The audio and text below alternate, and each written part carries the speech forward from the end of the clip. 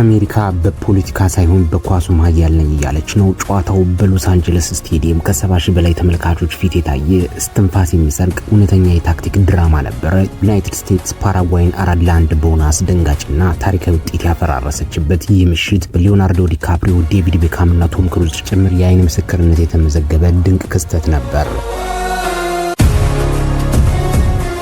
ጨዋታው ገና በሰባተኛው ደቂቃ ላይ በፓራጓዩ ዳሚያን ቦባዲላ አስደንጋጭ ሁኔታ በራሱ መረብ ላይ ጎል ሲከት የአሜሪካው አጥቂ ፎላሪን ባጎገን በመጀመሪያው አጋማሽ በ31ኛው ደቂቃና በጭማሪ 45 ደቂቃ ላይ ሁለት ተከታታይ ገዳይ ጎሎችን በመረብ ላይ በማሳረፍ ስቴዲየሙን በደስታ አናወጠው። ምንም እንኳን ፓራጓይ በ73ኛው ደቂቃ በማውሪሲዮ አማካኝነት አንድ ጎል ብታስቆጥርም ጨዋታው ማጠናቀቂያ በ79ኛው ደቂቃ ላይ ጂዮሬና አውትሳይድ ዘ ቦክስ ያስቆጠራት የመጨረሻው አራተኛ ጎል የላቲን አሜሪካውያኑን ተስፋ ሙሉ በሙሉ ያከሰመችና ጨዋታውን የቋጨች ነበረች።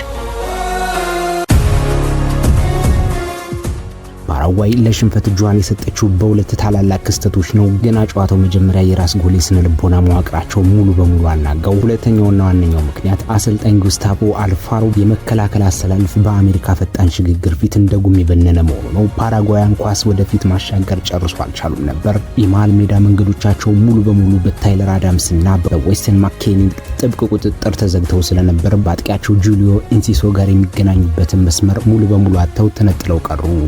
በአንጻሩ አሜሪካ በአዲሱ አሰልጣኛቸው ማውሪሲዮ አስደናቂ ታክቲክ ብስለት ነው አሜሪካ ሜዳውን አስፍታ የክሪስቲያን ፑሊሲች የፓራጓይን ተከላካዮች እየቀደደ በፈጠረው አስደናቂ ክፍተትና ማሊክ ቲልማን በሰጣቸው ገዳይ ኳሶች ፓራጓይን ደጋግማ አቁስላለች።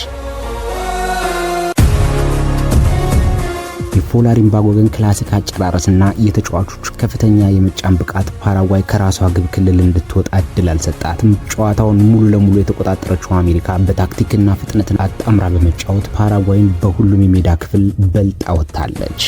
በዚህ ጨዋታ ላይ ያላችሁን አስተያየት አካፍሉ። ቀጣዩን ጨዋታ ትንታኔ በጉጉት እንጠብቃለን። መልካም ቆይታ።